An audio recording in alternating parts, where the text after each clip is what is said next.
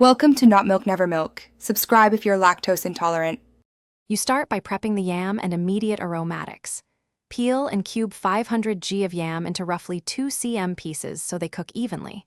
Heat your pan to medium-high and add 2 tablespoons of oil. Once shimmering, add garlic or ginger to bloom flavors.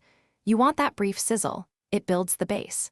Then add the yam cubes in a single layer so they brown, not steam. Once edges color, flip pieces to develop even caramelization before adding any liquid. Once the yam has a good sear, deglaze with about 50 ml water or broth to lift brown bits.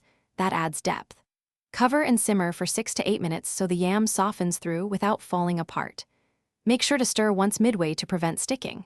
After tender, add 1/2 teaspoon sugar, 1 teaspoon salt, and 1 tablespoon soy or preferred seasoning to balance sweet and umami. Increase heat to reduce the liquid until it becomes a glossy glaze coating each piece. You finish by brightening flavors.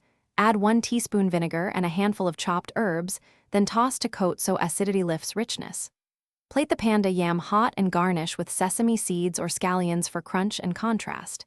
If the glaze is too thin, increase heat briefly to reduce it to a glossy finish. If the yam is soggy, recrisp in a hot, dry pan for 2 to 3 minutes to restore texture. Taste and adjust salt before serving. Thanks for watching. If this was helpful, leave a like and consider subscribing. See you next time.